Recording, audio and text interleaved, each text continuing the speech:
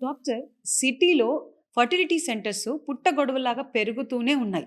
ఎక్కడ చూసినా కొత్తగా ఓపెన్ అవుతూనే ఉంది ఫర్టిలిటీ సెంటర్స్. ఎందుకు ఇంతలాగా ఎక్కడ చూసినా గల్లీకి, వీధికి ఒకటి ఉంటుంది. సిటీలోనే కాదు, చిన్న చిన్న టౌన్స్‌లో, ఊర్లలో, డిస్ట్రిక్ట్స్‌లో కూడా చాలా ఫర్టిలిటీ సెంటర్స్ వచ్చేస్తున్నాయి. ఎందుకు అంటే demand and supply concept. Demand పెరుగుతోంది, రిక్వైర్మెంట్ పెరుగుతోంది కాబట్టి సప్లై పెరిగింది. That is the only reason. అంటే డిమాండ్ అంటే ఎందుకు డిమాండ్ అంతలా పెరుగుతుంది మ్యామ్?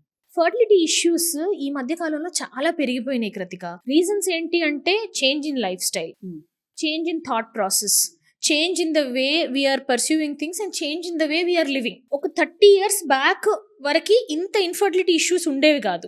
ఎందుకు అంటే అప్పుడు మనకున్న లైఫ్ స్టైల్ వేరు, ఇప్పుడు మనకున్న లైఫ్ స్టైల్ వేరు. ముందు ఇంతమంది అమ్మాయిలు జాబ్ చేసేవాళ్ళు కాదు, ఇప్పుడు every women is working. Personal life stress అవ్వచ్చు, ప్రొఫెషనల్ లైఫ్ స్ట్రెస్ అవ్వచ్చు. ఎవ్రీ ఫేజ్ లో women are also going through lot of stress.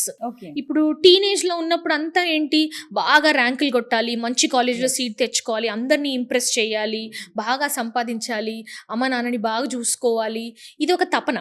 So you're under constant pressure. ఇప్పుడు ఇంటర్లో అయితే మనల్ని హాస్టల్స్ లో ఉంచితే కనీసం 5-6 hours కూడా పడుకోనియరు. అవును. Actually I was also part of one of these hostels in my intermediate.